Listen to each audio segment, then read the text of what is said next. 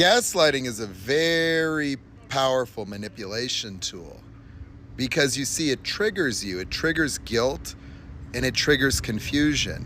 See, confusion is actually the neurological experience of dissociating from your awareness.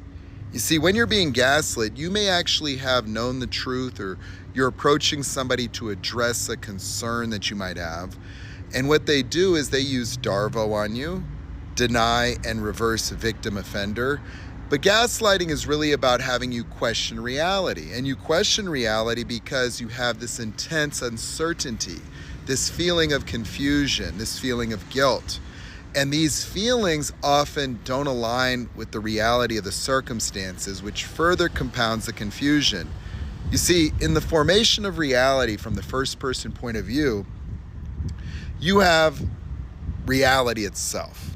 Okay, and let's call reality this three-dimensional world we all share. And in that world, things have happened, sounds, lights, objects move around. Emotions are what add context to reality. See, without emotions, animals wouldn't mind being eaten by other animals. A rabbit would sit there blank. It wouldn't have fear to run from a fox. It wouldn't have pain. And so since animals don't understand the nature of reality, fear is the god of all emotions because it subordinates all other emotional experiences. You see, gaslighting subordinates normal emotions and replaces them with triggers, fight or flight based attacks against yourself.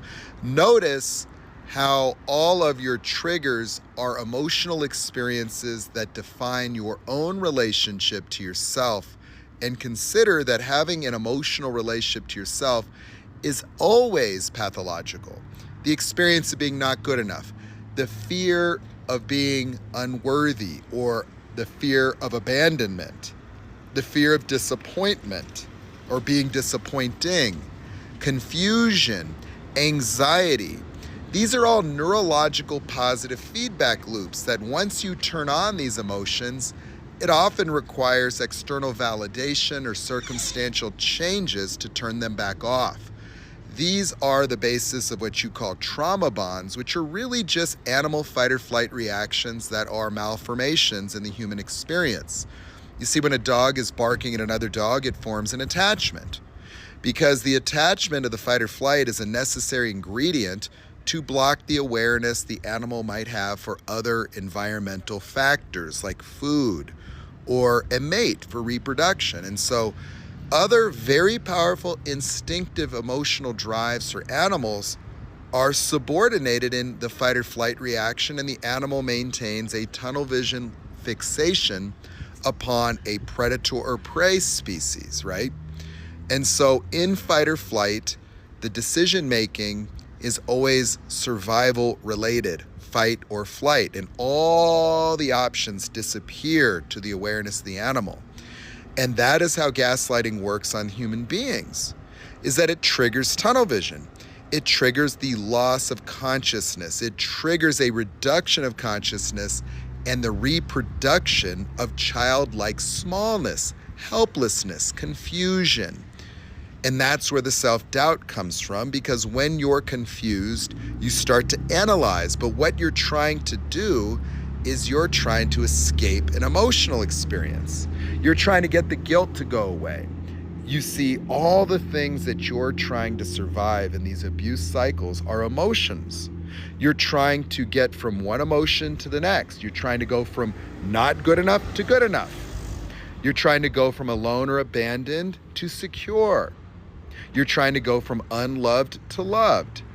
And so when somebody's triggering unloved or the fear of abandonment or the feeling of being not enough, your mind has you attached to that person. You see, you might even be attached to somebody simply out of the fear of being alone or abandoned. And that's where a lot of these attachment styles come from, like people that have an avoidant attachment style. Well, if you're avoiding abandonment, you might avoid relationships. Notice that there's people who then have a hard time in a relationship, and now they want to avoid relationships to avoid the same emotional state that they don't like. And so the avoidance of abandonment will keep you in a relationship or a dead-end job, or it'll have you avoid them. But you see, you're only avoiding the same emotional dynamic. And so that's where gaslighting works. Gaslighting works by causing the genesis of an inappropriate emotional dynamic and the reduced consciousness of fight or flight, where you become fixated on trying to fix the emotion triggered by someone else. And it even forms an attachment to that person's thoughts, feelings, or what they said about you. And that is the whole crux of your loss of power. But you see, when we make the other person responsible, we continue to forfeit the power and propagate victim mentality. The truth is, your own reactions are the culprit here. And if you're going to walk around in life avoiding abandonment, avoiding failure, avoiding disappointing people, always trying to figure out how to become perfect in life, you're going to struggle with the same problems. It's not necessarily about understanding the red flags of narcissists that's going to be your salvation, because there's so many of these people that you don't want to live your life avoiding everything you want. You want to have power. And that is why it's imperative that we let go of these things at the very root. And that is all within your power. So we've got to let go of our fear of abandonment. We've got to let go of our concern about being good enough or not. We've got to let go of the fear of disappointment, the fear of failure. That is where you find your freedom. That is where you cannot be gaslit. Because if you're not concerned about what other people think about you, then you will not be triggered, and then you will notice that these behaviors are inappropriate totally. That there is no world in which somebody acting and being this way around you will work anymore. Darvo won't work, nor will gaslighting. And that is why it's imperative to let go. But that is what gaslighting is. That is how it works. But it is always up to us, because there is a big world of people out here that will take advantage of anybody that's vulnerable in this way. And so you want to deal with that more than just simply understanding, because understanding only gives you the ability to explain. Real freedom and real power comes when you separate yourself from all these reactions, and you could see that it was the reaction that caused all your affliction, not the other person. The other person said what they said, they did what they did. But your reactions you had before that person, and you will keep those reactions long after.